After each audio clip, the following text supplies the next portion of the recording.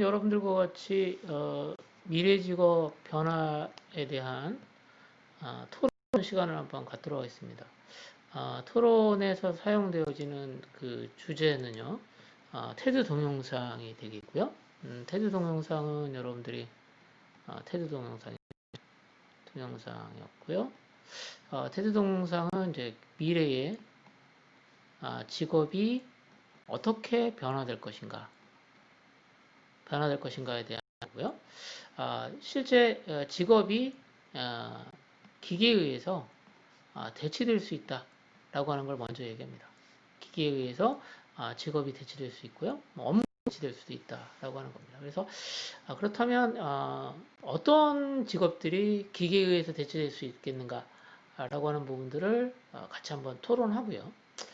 기계에 의해 대체되는 직업들의 특징들도 같이 한번 살펴보면 좋겠다는 생각이 들었습니다. 자, 먼저 우리가 살펴본 동영상은 기계학습이라고 하는 것을 다루고 있습니다. 기계학습. 그래서 일단 기계학습이 무엇인가에 대한 것을 일단 정의를 한번 여러분들이 찾아보시는 게 일단 첫 번째 하셔야 될 겁니다. 첫 번째, 기계학습은 뭐지? 자, 기계학습은 뭐죠? 기계학습은 사실은 인공지능 분야 하나입니다. 인공지능 분야의 하나 분야이죠. 그러니까 인공지능이라는 분야가 있는데 인공지능에 이제 기계학습 기계가 있습니다. 그래서 여기 있는 것처럼 인공지능의 중요한 특징들에 대한 부분들도 살펴보자는 얘기가 이제 이 주제와 같습니다. 그래서 기계학습이라고 하는 것은 기계에게 우리가 이제 아이들을 학습을 시키잖아요. 그런 방법과 똑같습니다. 아이에게 계속적으로 이제 문제하고 답을 계속 줍니다. 그러면 어느 순간인가 되면 기계가 또 다른 형태의 문제를 줬을 때 그 문제에 대한 답을 풀 수 있다라고 하는 게 이제 기계학습의 중요한 핵심이 되겠습니다. 자, 그런데 결국은 기계학습을 하려면 뭐가 필요하다? 뭔가 학습에 필요한 데이터를 기계에게 계속적으로 줘야 된다라고 하는 거죠. 그래서 실제적으로 이 기계학습이라고 하는 부분과 여러분들 미래의 직업 간의 관계에 대해서 일단 살펴보자고 하는 것이 첫 번째 이 실습의 목적, 토론의 목적이고요. 두 번째는 여러분들 전공 분야에 있어서 인공지능이 어떠한 특징을 가지고 있고 이 특징에 의해서 여러분들 전공 분야가 어떻게 바뀔 수 있는지에 대해서 한번 생각해 볼 필요가 있다라고 하는 것이 두 번째 우리 토론의 목적이 되겠습니다. 자, 이 토론에서 발표를 하셨던 분은 여기 이분이죠. 여기 나 있는 것처럼 앤서니 골드 볼룸이라는 분입니다. 골드 볼룸이라는 분인데요. 이 동영상이 2016년에 나왔습니다. 2016년에. 그리고 앤서니 골드 볼룸이라는 이분은 어떤 분이냐면 캐글이라는 회사의 CEO입니다. 캐글 창업자입니다. 그래서 사실은 이 회사에서 어떤 일을 하는지 하는 거하고도 이제 관계가 되는 거고요. 여기서는 어떤 내용을 다루냐면 기계에게 빼앗길 수 있는 직업은 어떤 게 있을까? 라고 하는 겁니다. 기계에게 빼앗길 직업, 그리고 그렇지 않은 직업이죠. 그러니까 많은 부분들이 아마도 여기서는 기계에게 직업을 빼앗길 수 있다라고 하는 것을 얘기를 하고요. 그러나 그렇지 않은 직업도 있다라고 하는 것을 여기서 설명합니다.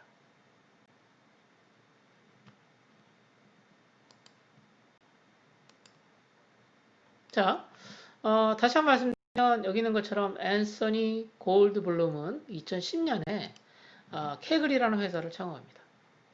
이 캐글이라는 회사는 현재는 구글에서 인수를 했습니다. 그래서 알파벳이 이제 구글이죠. 구글에서 2017년에 인수를 해서 현재는 구글에 소속되어 있는 회사이고요. 자, 이 회사는 어떤 회사냐면 소개하는 것처럼 데이터를 가지고 기계에게 학습을 시켜서 예측할 수 있는 모델, 기계학습 모델을 만들고요. 기계학습 모델을 만들고, 자, 러닝의 결과가 여기 기계학습 모델이거든요. 예측 모델이거든요. 이 모델을 사용해서 분석할 수 있는 대외 플랫폼을 가지고 있습니다. 그래서 여기서는 여러 종류의 데이터를 사용한 학습 컨테스트를 많이 했습니다. 그래서 사실은 많은 데이터를 다루는 연구자들, 그런 연구자를 통칭해서 뭐라고 부르냐면 데이터 과학자라고 그래요. 데이터 과학자라고 하는데 이 데이터 과학자에게 많은 자료들을 제공하고 데이터 과학자들은 다시 이 캐글에 또 다른 어떤 몰드들 같은 것을 제공하는 형태로 이 회사가 운영됐었습니다. 자, 그래서 여러분들 중에서 이제 재밌는 학생은 캐글이라는 회사를 살펴볼 필요가 있다는 거고, 앞서 말씀드렸던 것처럼 캐글은 다시 한번 말씀드리면 기계 학습에 필요한 플랫폼, 예측과 분석을 할 수 있는 플랫폼을 제공하는 회사다라고 하는 것을 알아두시면 되겠습니다.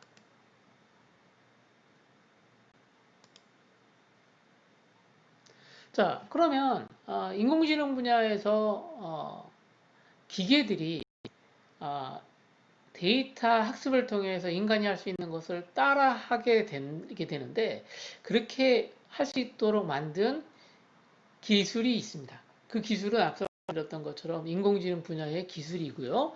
그 기술을 우리는 뭐라고 부르냐면 여기 답이 있죠. 자, 머신러닝이라고 합니다. 머신러닝입니다.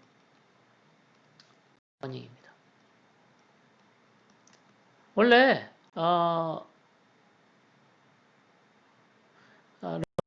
학습이라고 하는 것은 원래 인간이 학습을 하잖아요. 근데 인간이 학습하는 거랑 비슷한 형태로 기계들에게 데이터를 줘서 학습을 하도록 함으로써 인간이 했던 것들을 얘가 기계가 잘할 수 있도록 하는 거죠. 이게 이제 기계학습이라고 하는 거고요. 그래서 이 기계학습이 적용된 분야를 보게 되면 사실 기계학습은 인공지능 분야의 그 하나의 분야이고요. 크게 보면 이제 인공지능 분야에서 어떠한 일들이 있었는가를 보면 가장 첫 번째 좋은 적용 분야를 보면 신용등급 평가하는 법입니다. 이 신용등급 평가는 어떻게 하죠?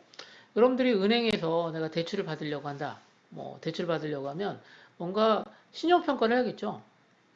신용등급을 평가해야 되는데 뭐 아마 서류를 낼 겁니다. 서류를 제출하게 되면 이제 심사관, 뭐 은행원이죠. 은행원이 이 서류를 쭉 보면서 이 사람 등급은 뭐 A다. 그러면 이 사람이 대출할 수 있는 한도는 얼마까지다 라고 알려주는데 이런 부분들 어때요? 심사원이 했던 그 처리 결과들을 학습을 통해 가지고 기기가 할 수 있다는 거죠. 아주 잘합니다. 두 번째, 우편번호 인식. 이거 아주 잘합니다. 왜 그러냐면 우편번호는 재밌게도 0에서 9 사이에 아라비아 숫자로 되어 있고요. 이게 필기체입니다. 그래서 필기체 인식을 잘 하고 있습니다, 지금. 그래서 현재 같은 경우에는 99.9% 이상 얘가 우편번호를 인식합니다. 손으로 쓴 손글씨죠. 근데 이게 왜 중요하냐면 여러분들 그 어디로 편지 또는 이제 그 우편물 배달할 것인가는 결국은 뭐 가지고 분류를 하죠? 우편번호 가지고 분류하죠. 그렇기 때문에 이런 부분들도 사실은 사람이 했었던 건데 이건 이제 기계가 하고 있습니다. 우리나라도 지금 다 기계가 하고 있어요. 이 프로그램이. 자, 1과 2는 그래도 좀 단순한 작업인데 여기 있는 것처럼 리포트를 채점하거나 여기 나와 있는 것처럼 에세이를 채점하는 게 사례로 나왔죠. 그리고 질병을 진단하는 거. 뭐 질병 진단 같은 경우에는 안과 질환 같은 거, 질병 진단하는 거나 또 병 같은 것을 진단하는 거. 이거 다 요즘에는 기계가 하고 있습니다. 그 결국 무슨 얘기죠?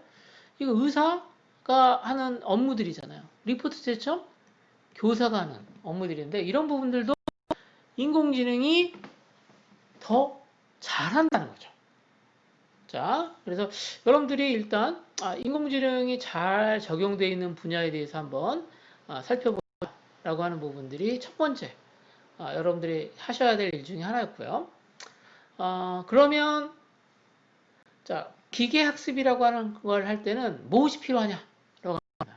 일단 기계가 뭔가를 학습하기 위해서는 가장 중요한 게 데이터입니다. 정확하고 충분한 데이터. 여기 나 있는 것처럼 이 두 가지가 만족돼야 돼요. 그래서 요즘에 우리나라에서도 디지털 댐이라고 하는 사업들을 정부에서 지공하고 있습니다. 디지털 댐. 다른 게 아니라 기계학습에 필요한 데이터를 만들어 보자는 겁니다. 그래서 정부에서 인간이 할 수 있는 것들을 기계를 통해서 할 수 있도록 지금 전환했습니다. 이걸 이제 또 다른 말로 뭐라 하냐면 디지털 전환이라고 합니다. 디지털 전환 시대에 우리는 살고 있습니다. 자, 그래서 우리가 잘 알고 있는 것처럼 알파고가 이 고라는 게 바둑이잖아요. 얘가 전 세계에서 바둑을 가장 잘 두는 사람을 다 이깁니다. 그게 가능한 이유가 뭘까요? 바로 바둑의 경우에 있어서는 기보라고 하는 바둑 경기에 대한 모든 내용들이 다 데이터로 다 확보가 돼 있었어요. 그러니까 사실은 딥마인이라는 회사가 사실은 기계학습을 할 수 있었던 겁니다. 그래서 사실은 기계학습을 위해서는 데이터가 충분해야 된다라고 하는 것이 중요하고요. 그래서 미래의 그 직업 중에서도 기계에 대체해야 될 수 있는 직업들을 보게 되면 뭐 이런 것들이에요.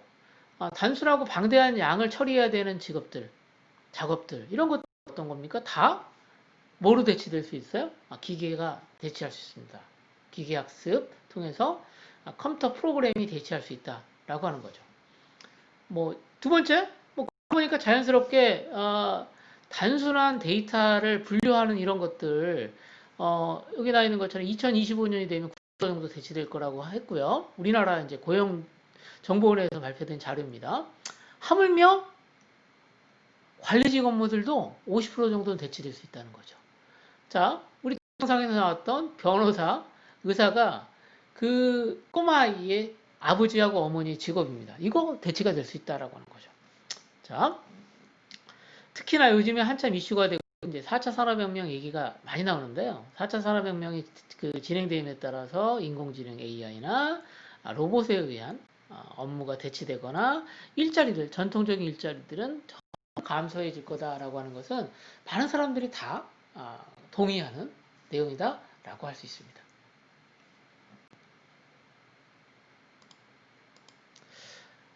자, 이제 우리가 이제 맨 마지막으로 생각할 게 이겁니다. 자, 그러면 실제적으로 대치가 되지 않은 직업들은 뭘까요? 어떤 직업들은 실제적으로 기계에 의해서 기계학습 프로그램에 의해서 대치되지 않고 살아날 수 있겠는가라고 하는 부분인데 그 앤서니 골드블룸은 다음과 같이 얘기합니다. 자, 기계가 대체하기 어려운 것들이 있는데 그런 것들로 가장 대표적인 것은 이런 거라는 거예요. 마케팅에서 전략을 만드는 일. 이거는 기계가 대체하기 힘들다는 겁니다. 자, 마케팅이라고 하는 것은 뭐냐면 새롭게 만들어지는 제품이죠. 새롭게 만들어지는 제품에 대한 홍보를 어떻게 할 것인가 라고 하는 겁니다. 근데 마케팅이라고 하는 것은 항상 새로운 아이디어를 필요로 합니다. 광고 마찬가지죠. 그렇죠? 아주 짧은 시간 동안에 의미 있는 어떤 정보를 제공하는 업무들. 이거 기계는 할 수 없다는 겁니다. 그래서 여기 있는 것처럼 크리에이티브한 작업들, 창의력을 요구하는 작업들은 아마도 살아남을 수 있다라고 하는 거고요. 그러니까 결국은 여러분들 전공 분야에서 자, 반복적이고